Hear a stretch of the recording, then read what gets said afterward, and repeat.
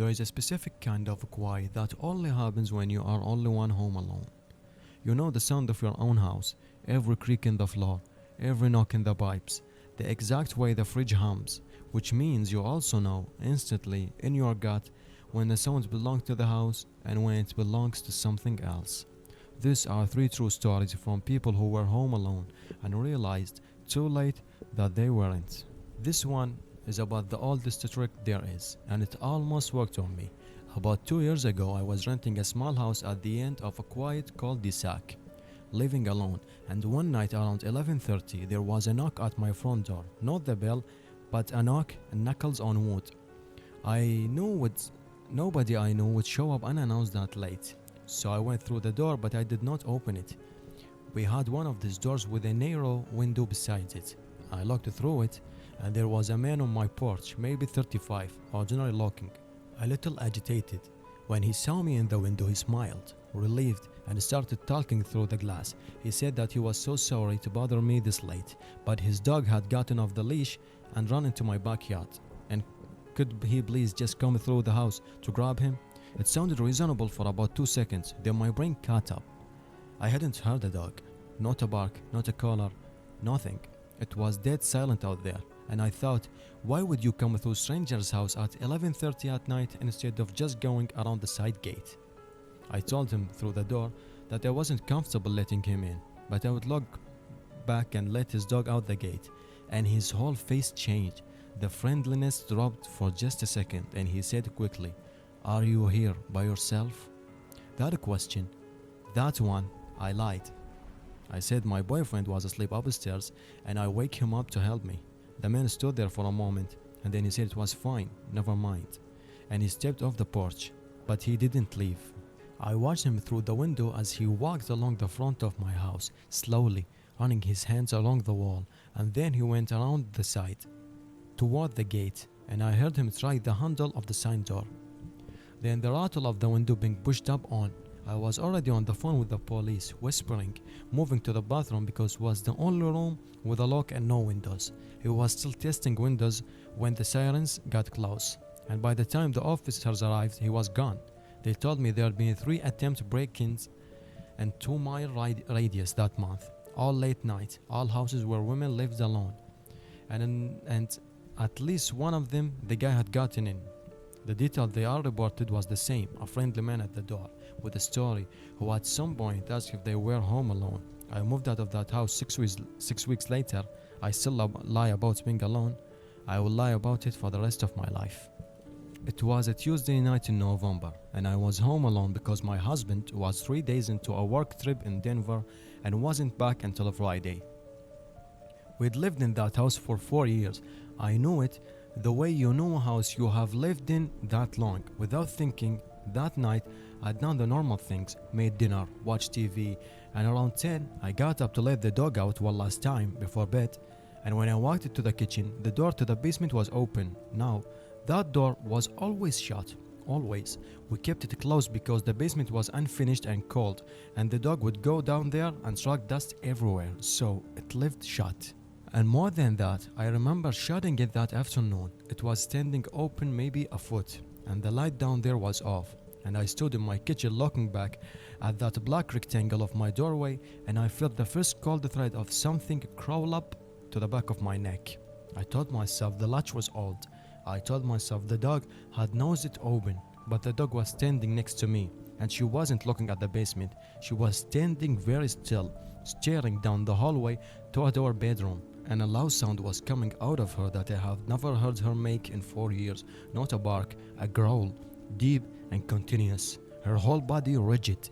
I have never in my life been more sure of anything than I was in that second that there was a person in my house. I didn't investigate. I want to say that clearly, because I think the instinct is to go look, to prove myself wrong, and I didn't. I grabbed my keys off the counter, I grabbed the dog by the collar and walked straight out the front door in my socks and got in my car and locked to the back of the driveway before I even called anyone. I called 911 from the end of the street.